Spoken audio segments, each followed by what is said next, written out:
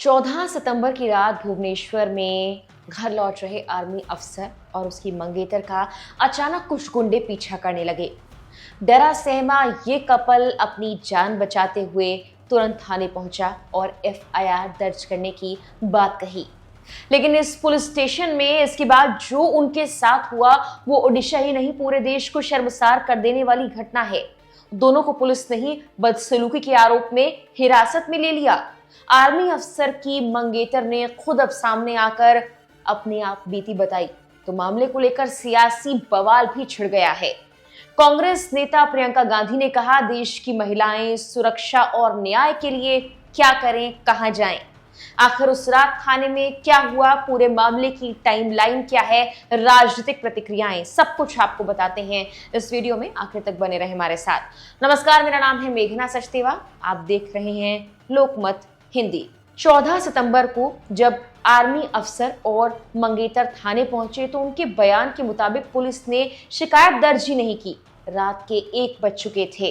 लगभग 1:30 बजे से 3 बजे के बीच कपल ने आरोप लगाया कि पुलिस अधिकारियों ने उनके साथ क्रूरता की, मारपीट की।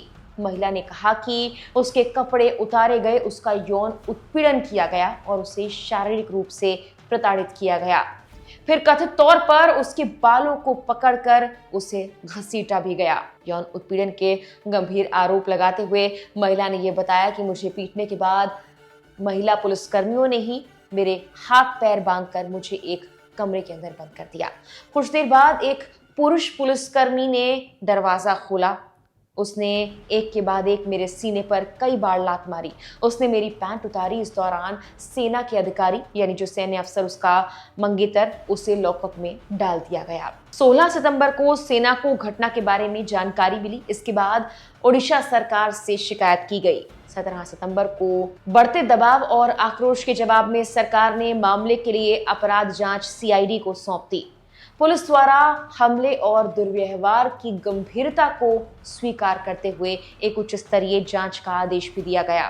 18 सितंबर को जैसे जांच तेज हुई, हमले में शामिल 5 पुलिस अधिकारियों का तबादला कर दिया गया और बाद में उन्हें निलंबित भी कर दिया गया।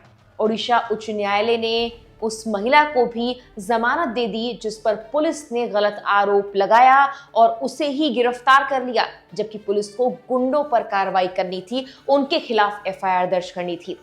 19 सितंबर को कोर्ट के आदेश के बाद आखिरकार पीड़िता को भी हिरासत से रिहा कर दिया गया। रिहा होने पर पीड़िता ने मीडिया को अपनी दर्दनाक आपबीती बताई। उसने बताया उसे कैसे एक के बाद एक चोटें आई, उसके जबड़े पर भी चोट आई है और डॉक्टर्स उसका इलाज कर रहे हैं।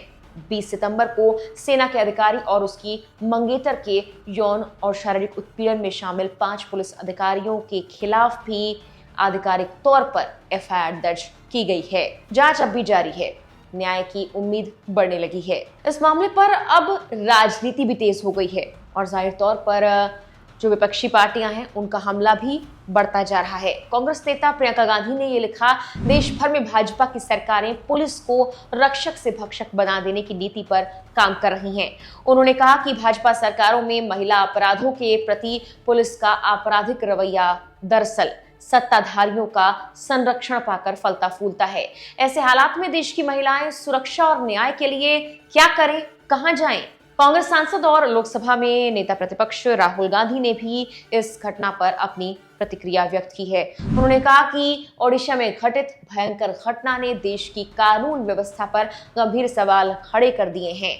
आगे वो लिखते हैं कि इस घटना के सभी दोषियों को सख्त कानूनी सजा के पात्र हैं, उन्हें मिलनी चाहिए। उनके खिलाफ कड़ी कार्रवाई कर आज भारत की जनता, खासकर महिलाओं के समक्ष न्याय और सुरक्षा की मिसाल पेश करने की दरकार है। वहीं इससे पहले ओडिशा के मुख्यमंत्री मोहन चरण मांझी ने कहा कि आरोपी पुलिसकर्मियों को निलंबित कर दिया गया है। सरकार इस मामले में शामिल दोषियों के खिलाफ कार्रवाई करने में संकोच नहीं करेगी। फिलहाल के लिए इस वीडियो में इतना ही।